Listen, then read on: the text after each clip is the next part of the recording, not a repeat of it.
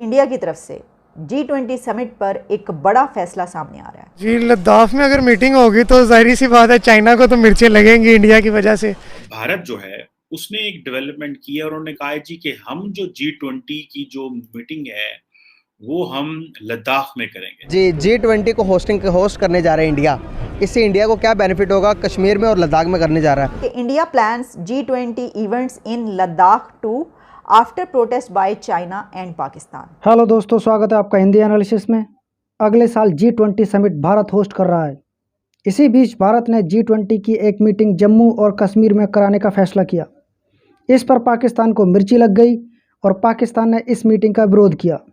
इसी के साथ चीन ने भी कश्मीर में मीटिंग का विरोध किया, लेकिन भारत ने चीन को आड़े हाथों लेते हुए एक G20 की मीटिंग लद्दाख में कराने का फैसला कर दिया। अब बेचारा पाकिस्तान के चक्कर में चीन भी मारा गया। चीन को समझ नहीं आ रहा कि अब वह क्या करे। तो क्या कह रही है इस पर पाकिस्तानी जनता? चलते हैं वीडियो की ओर। बहुत बहुत धन्यवाद आपका। सर, इस बार जो G20 की मीटिंग होने जा रही है जम्मू एंड कश्मीर में होने जा रही थी और इंडिया इसे होस्ट करने जा रहा था नेक्स्ट ईयर जो होगी। अब इंडिया ने एक और मूव किया है कि वो लद्दाख में भी इस मीटिंग करेंगे। क्या कहना चाहेंगे आप कि अब लद्दाख में भी मीटिंग होगी? जी, लद्दाख में अगर मीटिंग होगी तो जाहिर सी बात है चाइना को तो मिर्चें लगेंगी इंडिया की वजह से। और काफ़ी बड़ा स्टेप है इंडिया का, क्योंकि मीटिंग सारी दुनिया आती है, सारे मुल्क वहाँ पे इकट्ठा होते हैं इस मीटिंग के लिए। तो लद्दाख में मीटिंग होगी तो जाहिर सी बात है चाइना को मिर्चें लगेंगी। तो सर, आपको नहीं लगता कि इंडिया की ये बहुत अग्रेसिव फॉरेन पॉलिसी है? जी बिल्कुल, बहुत एग्रेसिव है। चाइना तो मेरे ख्याल से इस मीटिंग को नहीं अटेंड करने वाला, क्योंकि अगर लद्दाख में हो रही है तो ये तो उनकी दुखती रग पे हाथ रख रहा है इंडिया। तो वो तो मेरे ख्याल से कभी भी नहीं इसको ज्वाइन करेंगे। भारत जो है उसने एक डेवलपमेंट की है और उन्होंने कहा है जी कि हम जो G20 की जो मीटिंग है वो हम लद्दाख में करेंगे। अच्छा, ये जो चीज़ है ये बड़ी इंपॉर्टेंट है। थोड़ा अर्सा पहले हमने सुना था कि इंडिया जो है वो अपनी G20 समिट जो है वो जम्मू एंड कश्मीर में करेगा। अब ये जो है वो एक चीज़ है बड़ी इंपॉर्टेंट है। फिर कई लोगों से सुना कि चाइना और पाकिस्तान जो है उसने कहा है जी कि ये जो है वो जम्मू एंड कश्मीर में नहीं होनी चाहिए, सो एंड सो। लेकिन मेरा नहीं ख्याल इंडिया जो है वो जम्मू एंड कश्मीर की बात करेगा। इंडिया जो है वो चाइना और पाकिस्तान की बात सुनेगा। वो वहीं करेंगे जहाँ पे उनको सूट करता है, या जहाँ वो समझते हैं कि जहाँ पे हमारे लिए ये एक इम्पॉर्टेंट माइलस्टोन है, वो उनको अपनी पावर शो करना चाहते हैं, अपनी कैपेसिटी शो करना चाहते हैं, तो वो वहीं करेंगे। इशू कश्मीर का है, लेकिन इसको समझने की बड़ी ज़रूरत है कि हमारी आपस में लड़ाई है भी नहीं और है क्यों। वो इसलिए है कि 1926 में आया हरी सिंह, कश्मीर उसका सारा था। जम्मू और जो पाकिस्तान के पास और जो इंडिया के पास पूरा कश्मीर उसका वो जो था ना, आप समझ लें कि एक बादशाह था, एक सरदार था, ठीक है। 1926 में हुआ हरी सिंह, ठीक है जी, नवाब ही आप कह लें। अच्छा जी, वो 1926 में आया।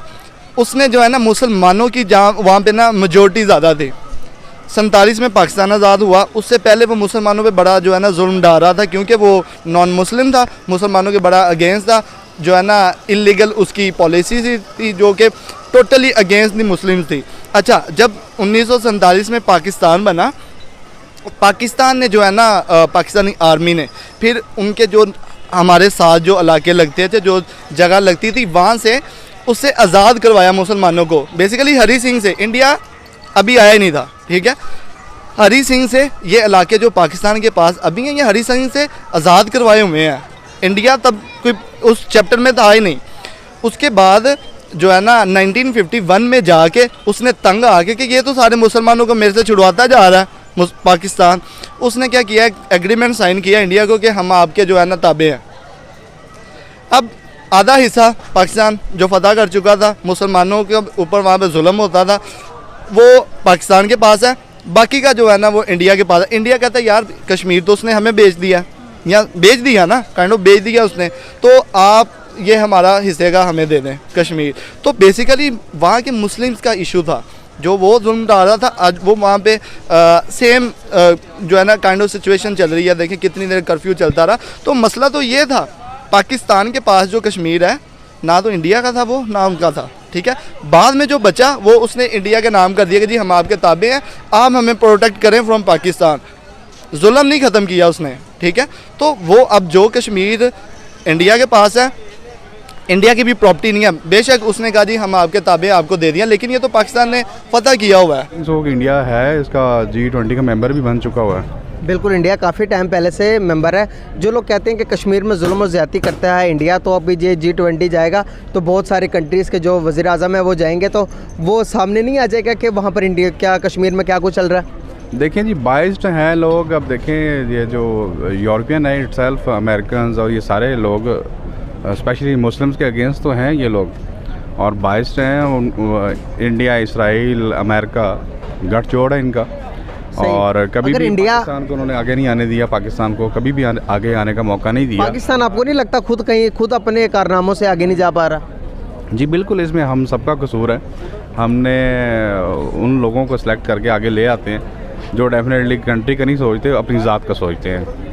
सही बात है। तो देखिए ना, जैसे कि हालात चल रहे हैं पाकिस्तान, अब हम सबका ये कॉन्सेप्ट बना हुआ कि कश्मीर में इंडिया जुल्म और ज़्यादती करता है। अगर जुल्म हो, इस कदर का जुल्म अगर वाकई में जुल्म होता तो क्या ये G20 के जो मेंबरशिप है ये इंडिया को मिलती और होस्टिंग इंडिया को मिलती, और अगर मिलती तो ये कश्मीर में करवाता?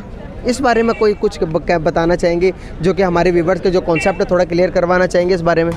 जी, मैं आपको बताता चलूँ कि ये डेफिनेटली जिस मैं पहले आपको बताया कि बाइसनेस है पूरी वर्ल्ड में। अब देखें, इंडिया जो जुल्म करता है, इसराइल जो जुल्म करता है, अमेरिका इवन शाम में उसने क्या किया, फिर जितनी जंगें लड़ी मुसलमान कंट्रीज़ के साथ लड़ी, तो वो जो जुल्म ज़्यादती होती है मुस्लिम्स के साथ होती हैं, तो वो ऑलरेडी दुनिया बाइस्ड है इसमें। तो मुस्लिम जो हैं वो सब कुछ होने के बावजूद हम अपनी अय्याशियों में पड़े हुए हैं। कि इंडिया की तरफ से G20 समिट पर एक बड़ा फैसला सामने आ रहा है। एक बड़ी खबर यह है कि India plans G20 events in Ladakh to after protest by China and Pakistan. अब चाइना और पाकिस्तान के लिए ये बड़ी अहम खबर है। अगर इसको इंडिया का मास्टर स्ट्रोक कहा जा रहा है तो हमें इसके बैकग्राउंड में जाना पड़ेगा, क्योंकि हो सकता है कि जब हम कुछ पीछे जाएं तो हमें चाइना और पाकिस्तान का भी कोई एक मास्टर स्ट्रोक नज़र आ जाए। ये क्या हुआ कि ये तीनों कंट्रीज़ इस नुक्ते पर पहुँचे हैं, और वो क्या सर्कमस्टांसेस हैं, वो क्या डेवलपमेंट्स हैं कि जिसके बाद इंडिया ने ये फ़ैसला किया। अब आपको याद होगा कि पहले भारत की तरफ से ये फ़ैसला सामने आता है, ये अनाउंस किया जाता है कि इंडिया ने फ़ैसला किया है कि G20 समिट की कुछ मीटिंग्स वो कश्मीर में कंडक्ट करवाएगा। अब ये बहुत बड़ा फ़ैसला था और इसको भी एक मास्टर स्ट्रोक ही कहा जा रहा था पाकिस्तान के लिए ख़ास तौर पर। अच्छा, पहले 2 दिन तो खामोशी रहती है, सिर्फ ये खबर डिस्कस होती है मीडिया में और इस पे तज्ज़िये होते हैं और ये बड़ी खबर बन के सामने आती है, लेकिन उसके 2 दिन के बाद पाकिस्तान की गवर्नमेंट और स्टेट की तरफ से एक स्टैंड लिया जाता है और फ़ॉरेन ऑफिस की तरफ से मिस्टर आसिम इफ्तिखार ये अनाउंस करते हैं कि पाकिस्तान इंडिया के इस फ़ैसले को रिजेक्ट करता है। पाकिस्तान इसको मुस्तरद करता है क्योंकि ऐसा नहीं हो सकता, और उनकी प्ली ये थी कि UN काउंसिल की कश्मीर पर क्योंकि रेजोल्यूशन मौजूद है, उसके होते हुए वहाँ पर ऐसी कोई मीटिंग नहीं हो सकती और दुनिया इसको देखे और इसको रुकवाए। अब वो दुनिया कौन सी थी? हमारी दुनिया कौन सी है? हमारी दुनिया बड़ी छोटी सी है। कुछ अरब कंट्रीज़, मुस्लिम अरब कंट्रीज़ और चाइना, जो कि हम कहते हैं समंदर से गहरी और शहद से मीठी। चाइना हमारे साथ हमारा स्ट्रॉन्ग अलाय हम समझते हैं अपना, और अरब कंट्रीज़। अब प्रॉब्लम ये थी कि अरब कंट्रीज़ के साथ तो इंडिया के भी बड़े अच्छे ताल्लुकात, बहुत ही शानदार ताल्लुकात, और सिर्फ ताल्लुकात नहीं, रिलेशंस नहीं, सिर्फ विज़िट्स ही नहीं। अभी भारत के PM मोदी ने UAE विज़िट किया और फिर सऊदी अरेबिया में जैसे इंडिया को वेलकम किया जाता है, तो इसके साथ साथ ट्रेड भी इंडिया और कि उन कंट्रीज़ के साथ बड़े पैमाने पे ट्रेड, और चाइना के साथ भी बहुत, दोनों कंट्रीज़ के बीच बड़ी ट्रेड होती है। तो इसके होते हुए हम ये सोचे थे कि क्या ऐसा होगा कि दुनिया इसके ऊपर स्टैंड लेगी, और जिन कंट्रीज़ की तरफ हमने इशारा किया है कि इसको रोकें या इसके ऊपर कुछ बोलें, तो क्या वो इसके ऊपर कोई स्टैंड लेंगे। वैसे तो अमेरिका की तरफ से भी कोई स्टैंड आ सकता था क्योंकि UN की रेजोल्यूशन की बात हो रही है, लेकिन ऐसा कुछ देखने को नहीं नज़र आया। लेकिन उसके साथ ही एक बड़ी डेवलपमेंट और भी होती है, और वो ये हुई कि ब्रिक्स का हाई लेवल डायलॉग होता है जिसमें 24 से ज़्यादा नॉन मेंबर्स भी पार्टिसिपेट करते हैं, लेकिन चाइना के होते हुए भी कि चाइना वो करवा रहा है, पाकिस्तान को इनवाइट नहीं किया जाता। और फिर जब ये खबर सामने आती है कि पाकिस्तान को इंडिया के कहने पर इनवाइट नहीं किया जाता, तो ये एक बड़ा धचका होता है हमारे लिए कि भाई अच्छा, चाइना जो कि हमारा सबसे गहरा दोस्त, ये कैसे हो सकता है कि इंडिया ने चाइना को मना किया हो और चाइना ने हमें उस ब्रिक्स के हाई लेवल डायलॉग में इनवाइट ही नहीं किया?